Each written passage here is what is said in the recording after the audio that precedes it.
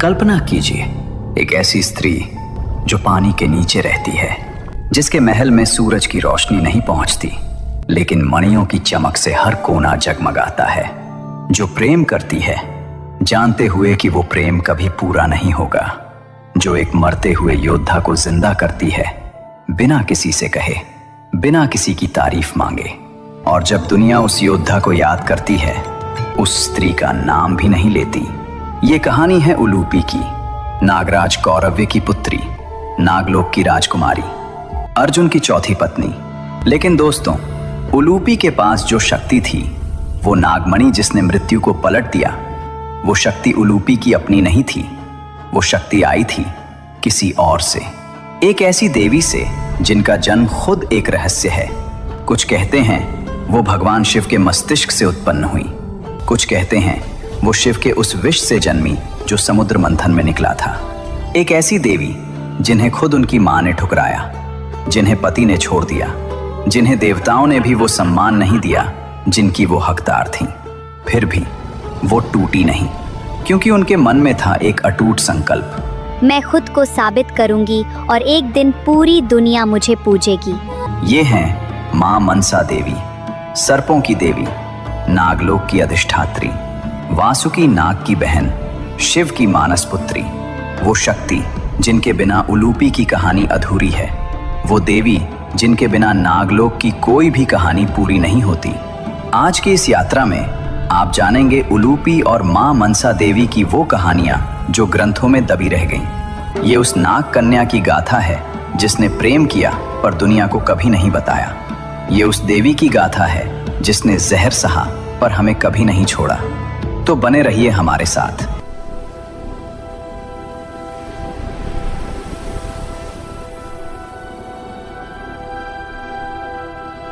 दोस्तों, पहले समझते हैं ये नागलोक आखिर है क्या। हमारे पुराणों में 3 लोकों का जिक्र है, स्वर्गलोक, मृत्युलोक और पाताल लोक। लेकिन पाताल लोक अकेला नहीं है, उसके अंदर हैं 7 अलग अलग लोक।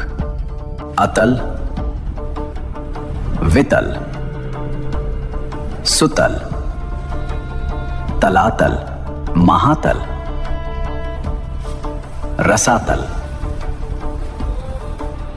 और पाताल। और इन्हीं में से एक हिस्से में बसा है नागलोक, जहां रहते हैं नाग, अर्ध मानव अर्ध सर्प, जिनकी सभ्यता इंसानों से भी पुरानी है, जिनके पास ज्ञान है, जादू है और अपार शक्ति है। महाभारत और विष्णु पुराण में नागलोक का वर्णन इस तरह है: मणियों की रोशनी से जगमगाते महल, सोने की दीवारें, हीरे माणिक्य से सजे दरवाजे, जहां न सूरज की जरूरत है न चांद की। नागों की मणियां वही उस दुनिया का उजाला है। महर्षि कश्यप ब्रह्मा जी के मानस पुत्र, उनकी कई पत्नियां थीं और हर पत्नी से अलग अलग प्रजातियां उत्पन्न हुई। देवता, दानव, पशु, पक्षी सब कश्यप ऋषि की ही संतानें हैं। उनकी एक पत्नी थी कद्रु। कद्रु सर्पों की माता। उनके गर्भ से हजारों नागों ने जन्म लिया। शेषनाग, वासुकी, तक्षक, करकोटक, पद्म और अनगिनत और। यही नागवंश नागलोक के निवासी बने और इन्हीं में से एक थे नागराज कौरव्य, शक्तिशाली, न्यायप्रिय, नागलोक के सम्मानित राजाओं में से एक। और उनकी पुत्री थी उलूपी। उलूपी नाम का अर्थ है जो लहरों पर चले। नागलोक की सबसे कुशल, सबसे सुंदर, सबसे विदुषी राजकुमारियों में से एक। उसे ज्ञान था नाग विद्या का, औषधि का, मंत्र का। वो नाग रूप भी धारण कर सकती थी और स्त्री रूप भी। जल उसका घर था, नागलोक उसका राज्य था। लेकिन उसकी जिंदगी में एक दर्द था। उलूपी का विवाह हुआ था एक नाग राजकुमार से, लेकिन उसके पति की मृत्यु हो गई गरुड़ के हाथों। गरुड़ भगवान विष्णु का वाहन, नागों का सबसे बड़ा शत्रु। उलूपी विधवा हो गई, अकेली, उदास। नागलोक में थी, सब कुछ था, लेकिन एक अजीब खालीपन था। तब तक, उस एक रात तक, जब गंगा के किनारे एक धनुर्धर आया। बात है महाभारत के आदि पर्व की। 5 पांडवों ने आपस में एक नियम बनाया था। द्रौपदी, जो 5 की पत्नी थी, उनके साथ एक एक करके रहती थी। नियम था जब एक भाई द्रौपदी के कक्ष में हो, दूसरा भाई उस कक्ष में प्रवेश नहीं करेगा। अगर कोई ये नियम तोड़े तो उसे 12 साल का वनवास भोगना होगा। एक दिन एक ब्राह्मण आया रोते हुए, बोला, मेरी गायें चोर ले गए, मुझे बचाओ। अर्जुन के पास हथियार थे, लेकिन वो हथियार रखे थे द्रौपदी और युधिष्ठिर के कक्ष में। अर्जुन के सामने 2 रास्ते थे। एक, नियम मानो, ब्राह्मण को जाने दो, धर्म टूटने दो। दूसरा, नियम तोड़ो, ब्राह्मण की रक्षा करो और सजा भुगतो। अर्जुन के सामने धर्म संकट था। एक ओर नियम, दूसरी ओर एक ब्राह्मण की पुकार। अर्जुन क्षत्रिय थे, रक्षा करना उनका धर्म था। अर्जुन ने दूसरा रास्ता चुना। कक्ष में गए, हथियार लिए, ब्राह्मण की गायें वापस दिलाईं और फिर खुद को सजा दी, 12 साल का वनवास। युधिष्ठिर ने मना किया, बोले, अर्जुन, तुमने मुझे नहीं देखा था, यह नियम भंग नहीं है। लेकिन अर्जुन नहीं माने। जो नियम बनाया है वो खुद पर भी लागू होता है। यही अर्जुन का धर्म था। और इसी वनवास में शुरू हुई उलूपी की कहानी। 12 साल अकेले तीर्थ यात्रा करते हुए अर्जुन देश देश घूमे, मंदिर गए, नदियों में डुबकी लगाई। एक रात हरिद्वार के पास गंगा के किनारे अर्जुन रुके। रात का समय था, चांद था, नदी बह रही थी। अर्जुन ने सोचा, स्नान करते हैं। वो पानी में उतरे।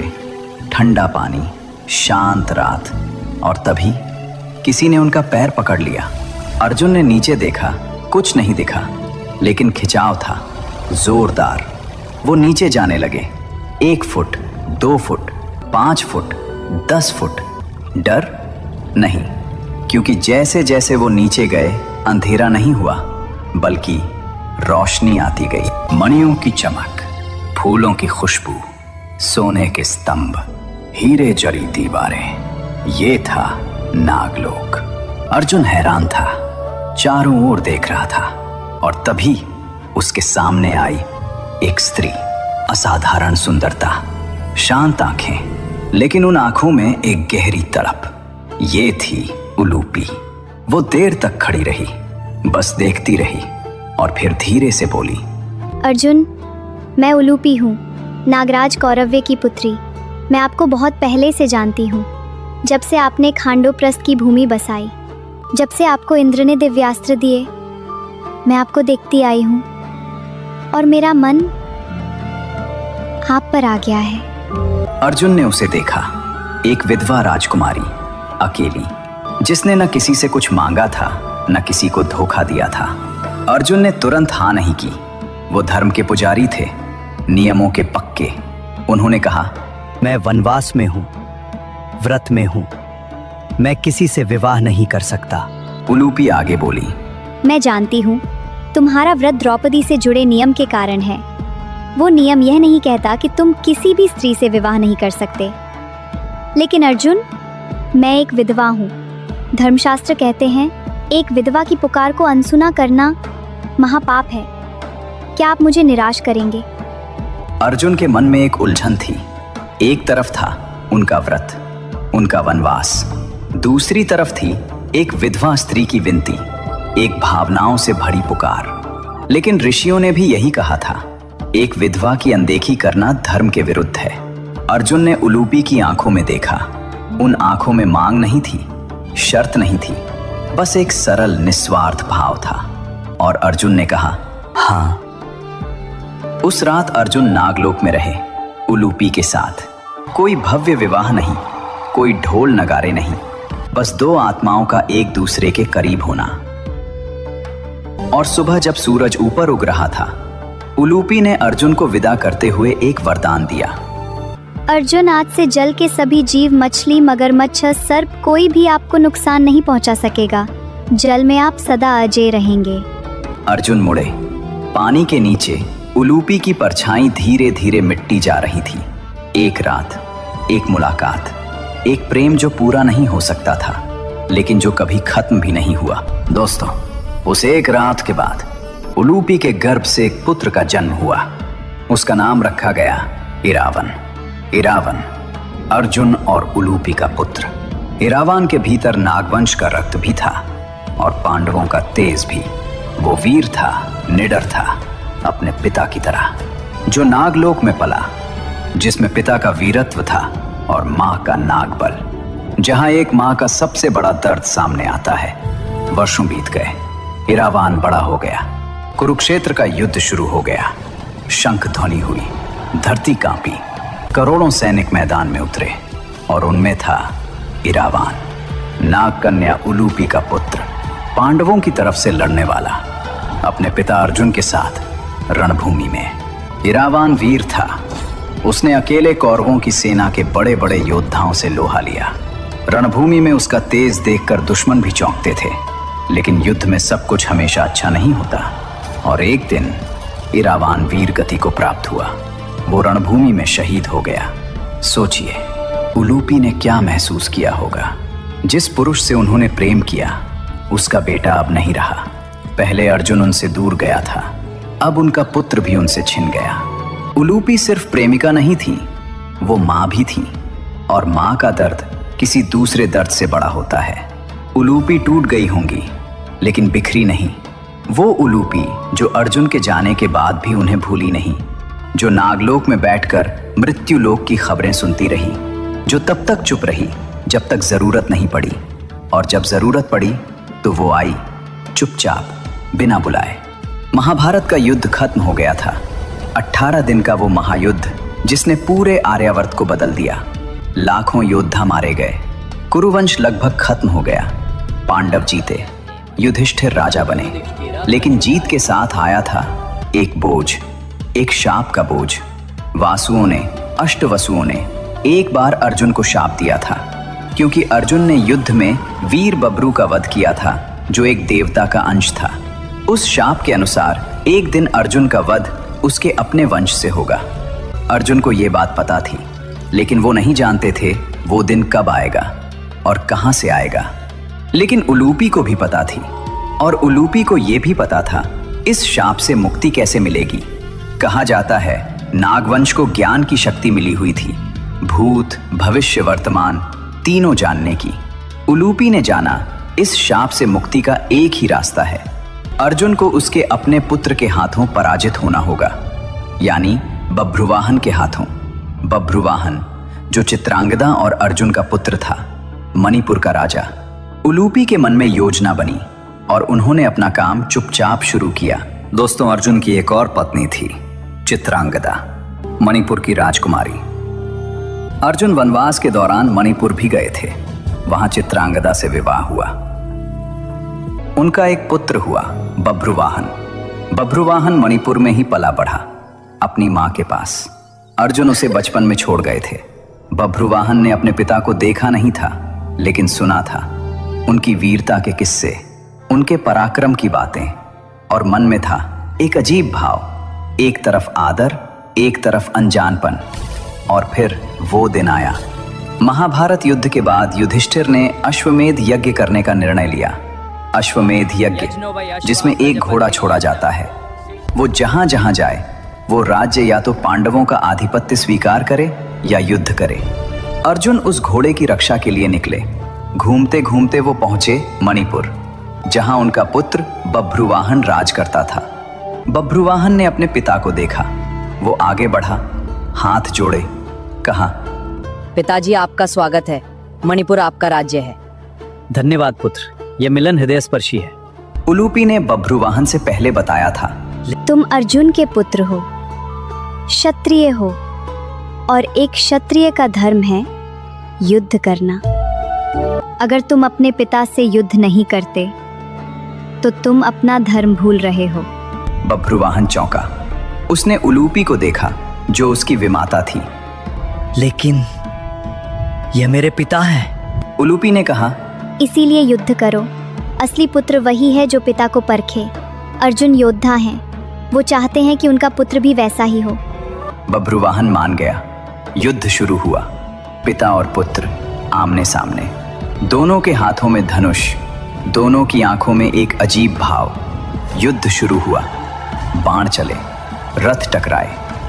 अर्जुन ने बभ्रुवाहन को देखा और मन ही मन सोचा, मेरा पुत्र सच में योद्धा है। बभ्रुवाहन ने पूरी ताकत लगाई। उसने अपने तरकश से एक विशेष बाण निकाला। मां चित्रांगदा ने उसे बताया था, ये बाण किसी भी कवच को भेद सकता है। उसने बाण को प्रत्यंचा पर चढ़ाया, छोड़ा। वो बाण हवा में गूंजा और सीधे जाकर लगा अर्जुन की छाती में। अर्जुन का रथ रुका, उनके हाथ से गांडीव छूट गया। वो धीरे धीरे झुके और फिर धरती पर गिर पड़े, मूर्छित, निस्पंद। सेना रुक गई, चारों तरफ सन्नाटा। बभ्रुवाहन ने देखा, उसके पिता जमीन पर थे, हिल नहीं रहे, सांस नहीं दिख रही। बभ्रुवाहन कांप गया। पिताजी, पिताजी! कोई जवाब नहीं। चित्रांगदा दौड़ी आई, रोने लगी। ये क्या किया तुमने? ये तुम्हारे पिता थे। बभ्रुवाहन टूट गया।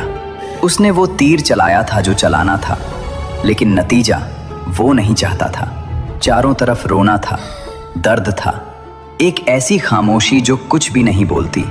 और तभी पानी हिला और वहां से निकली उलूपी, शांत, दृढ़, बिना डरे। वो स्त्री जो बरसों से नागलोक में थी, जो जानती थी ये पल आएगा, जिसने इसीलिए बभ्रुवाहन को युद्ध के लिए कहा था, क्योंकि वो जानती थी उस वासुओं के शाप को पूरा होना जरूरी था। उलूपी ने बभ्रुवाहन को देखा। रुको, घबराओ मत, ये तुम्हारी गलती नहीं थी। अर्जुन पर एक पुराना शाप था, वासुओं का शाप। वो शाप आज पूरा हुआ और अब मैं उसे पलटूंगी। उलूपी के हाथ में थी एक मणि, सोने जैसी चमक, लेकिन उसकी रोशनी अलग थी। नागमणि, नागलोक की सबसे शक्तिशाली मणि, जो मृत्यु को भी चुनौती दे सकती थी। उलूपी ने वो मणि अर्जुन की छाती पर रखी और बंद आंखों से मंत्र पढ़ने लगी। 1 क्षण, 2 क्षण, 3 क्षण, सबकी सांसें रुकी हुई थी। और फिर अर्जुन की उंगलियां हिली, छाती ऊपर नीचे होने लगी, पलकें कांपी और आंखें खुल गईं। अर्जुन जी उठे। चित्रांगदा ने माथे पर हाथ रखा, रोई।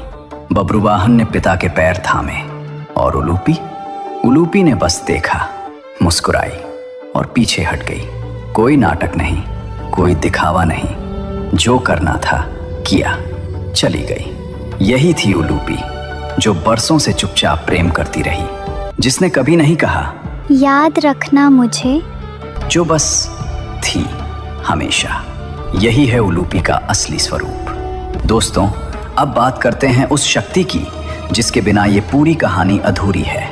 मां मनसा देवी, सर्पों की देवी, नागलोक की अधिष्ठात्री, जहर को अमृत में बदलने वाली, जिनके भक्त आज भी लाखों में हैं, जिनका मंदिर हरिद्वार की शिवालिक पहाड़ियों पर है, जिनके दरबार में हर साल करोड़ों लोग आते हैं। लेकिन मां मनसा देवी हैं कौन, कहां से आई और उनकी जिंदगी कैसी थी? ये कहानी उतनी सरल नहीं जितनी लगती है। देवी भागवत पुराण और मनसा मंगल काव्य, दोनों में मां मनसा देवी की कहानी मिलती है। एक मान्यता के अनुसार महर्षि कश्यप और उनकी पत्नी कद्रु की पुत्री हैं मां मनसा, यानी वो नागवंश से हैं, वासुकी की बहन। लेकिन एक और गहरी कथा है। जब समुद्र मंथन हुआ और हलाहल विष निकला और भगवान शिव ने वो विष पिया, तो उस विष की जलन से शिव जी का पूरा शरीर जल रहा था। उस पीड़ा में शिव के मानस से एक शक्ति उत्पन्न हुई, एक कन्या जो जहर को जानती थी, जो विष को समझती थी, जो नागों की भाषा बोलती थी। उस कन्या ने शिव जी के शरीर का सारा विष खींच लिया, उन्हें राहत दी और शिव जी ने कहा, यह मेरी मानस पुत्री है। मस्तक यानी मन से उत्पन्न होने के कारण नाम पड़ा मानसा, मां मनसा देवी। लेकिन दोस्तों, मां मनसा देवी की जिंदगी बहुत कठिन थी। ये जानकर आप चौंकेंगे, जो देवी आज लाखों लोगों की पूजा पाती हैं, उन्हें खुद बहुत संघर्ष करना पड़ा। एक दिन भगवान शिव मां मनसा को कैलाश ले गए। मां पार्वती ने उन्हें देखा और मन में शक आया, यह कौन स्त्री है जो शिव के साथ आई है? जब पता चला कि ये शिव की पुत्री है, तो भी पार्वती के मन में द्वेष रहा। क्रोध में एक दिन पार्वती जी ने मां मनसा की एक आंख जला दी। हाँ दोस्तों, एक देवी को उनकी ही मां ने जला दिया। इसीलिए मां मनसा देवी को एक नयनी भी कहा जाता है। यानी एक आंख वाली। जिस घर में रहना था उसी घर में इतना दर्द। लेकिन मां मनसा रुकी नहीं, आगे बढ़ी और एक दिन उनका विवाह हुआ ऋषि जरत्कारु से। लेकिन यहां भी कठिनाई थी। ऋषि जरत्कारु ने विवाह के लिए एक अजीब शर्त रखी। मेरी पत्नी का नाम भी मेरे जैसा होना चाहिए, जरत्कारु। जरत्कारु का अर्थ होता है जिसका शरीर तपस्या से क्षीण हो गया हो। संयोग से मां मनसा का एक नाम जरत्कारु भी था और इसीलिए विवाह संभव हुआ। लेकिन ऋषि जरत्कारु बहुत कठोर स्वभाव के थे। एक दिन की बात है, ऋषि जरत्कारु सो रहे थे। संध्या का समय था, पूजा का समय निकला जा रहा था। मां मनसा ने सोचा, धर्म की रक्षा के लिए उन्हें जगाना जरूरी है। उन्होंने ऋषि को धीरे से जगाया, बस इतनी सी बात। और ऋषि जरत्कारु इतने क्रोधित हुए कि उन्होंने मां मनसा को त्याग दिया और वन चले गए। दोस्तों, उस समय मां मनसा गर्भवती थी। एक मां बनने वाली स्त्री अकेली छोड़ दी गई, न घर, न पति, न सम्मान। मां पार्वती ने पहले ही ठुकरा दिया था। देवताओं ने भी वो सम्मान नहीं दिया जिनकी वो हकदार थीं। पूजी नहीं जाती थीं। दुनिया ने हर तरफ से दरवाजे बंद कर दिए। लेकिन मां मनसा ने एक बात तय की, अगर देवलोक ने नहीं माना तो मैं मृत्युलोक में अपनी पूजा स्थापित करूंगी। अगर परिवार ने नहीं माना तो भक्त मानेंगे। मैं हार नहीं मानूंगी। यही था मां मनसा का स्वाभिमान। एक स्त्री जिसे परिवार ने, समाज ने, देवताओं ने, सबने ठुकराया, लेकिन वो अपनी शक्ति से पूरे ब्रह्मांड में पूजनीय बन गई। और यहीं से शुरू होती है चांद सदागर की कथा। बंगाल में एक धनी व्यापारी था, चांद सदागर। बहुत अमीर, बहुत घमंडी और भगवान शिव का परम भक्त। उसने ठान लिया था वो सिर्फ शिव की पूजा करेगा, किसी और देवी देवता की नहीं। मां मनसा देवी ने उसे कई बार इशारा दिया, सपने में आई, उनके भक्तों ने समझाया, लेकिन चांद सदागर ने हर बार मना कर दिया। मैं सिर्फ महादेव का भक्त हूं, किसी नागिन की पूजा नहीं करूंगा। मां मनसा को दर्द हुआ, लेकिन उन्होंने सोचा, ठीक है, परीक्षा होगी। मां मनसा ने अपने नागों को भेजा। चांद सदागर के एक व्यापारी दल को समुद्र में तूफान ने डुबो दिया। सब कुछ चला गया। चांद सदागर के 6 बेटे थे। एक एक करके नाग ने डसा और वो चले गए। चांद सदागर टूटता रहा, लेकिन झुका नहीं। फिर भी मनसा की पूजा नहीं करूंगा। और फिर आया उसका 7वां बेटा लखिंदर। लखिंदर की शादी तय हुई। दुल्हन थी बेहुला, एक सुंदर साहसी प्रेमी लड़की। शादी से पहले जब ज्योतिषियों ने देखा, बोले, लखिंदर की शादी की रात खतरे में है। चांद सदागर ने एक लोहे का कमरा बनवाया, हर दरार बंद, हर छेद बंद, कोई नाग प्रवेश न कर सके। शादी हुई। लखिंदर और बेहुला नए कमरे में गए। रात हुई और तभी एक सूक्ष्म दरार से मां मनसा के एक नाग ने प्रवेश किया। लखिंदर को डसा और लखिंदर मर गया। बेहुला रोई, लेकिन रोते रोते एक बात तय कर ली, मैं हार नहीं मानूंगी। उसने अपने पति की लाश एक केले के तने की नाव पर रखी और नदी में उतर गई। अकेली महीनों बही, कभी भूख लगी, कभी प्यास, कभी डर, लेकिन वो रुकी नहीं। लोगों ने उसे देखा, कुछ ने मदद की, कुछ ने रोका, लेकिन वो आगे बढ़ती रही। अब आप सोच रहे होंगे, बेहुला सीधे मां मनसा देवी के पास क्यों नहीं गई? उन्हीं ने तो लखिंदर के प्राण लिए थे। लेकिन दोस्तों, बेहुला चतुर थी। वो जानती थी मां मनसा और उसके ससुर चांद सदागर के बीच सालों से दुश्मनी थी। चांद सदागर का घमंड अभी टूटा नहीं था।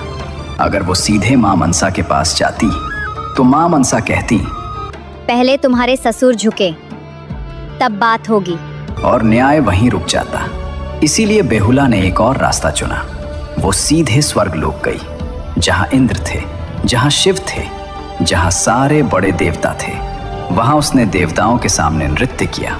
ऐसा नृत्य जिसमें दर्द था, प्रेम था, हठ था। देवता मुग्ध हो गए। उन्होंने बेहुला की पूरी कहानी सुनी। महीनों लाश के साथ बही, अकेली, बिना रुके, सिर्फ प्रेम के लिए। देवताओं का दिल पिघल गया। बोले, मांगो। जो चाहो। बेहुला ने कहा। मुझे मेरे पति की जिंदगी चाहिए, और सिर्फ मेरे पति की नहीं, चांद सदागर के 7 पुत्रों की जिंदगी चाहिए। देवताओं ने एक दूसरे को देखा। फिर उन्होंने मां मनसा देवी को बुलाया और कहा, मनसा देवी, स्त्री ने जो त्याग किया है इसका न्याय होना चाहिए। लखिंदर और चांद सदागर के 7 पुत्रों को जीवित करो।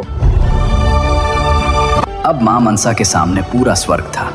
इंद्र थे, शिव थे, सारे देवता गवाह थे। ये सिर्फ मांगने की बात नहीं थी, ये स्वर्ग की सभा में न्याय था।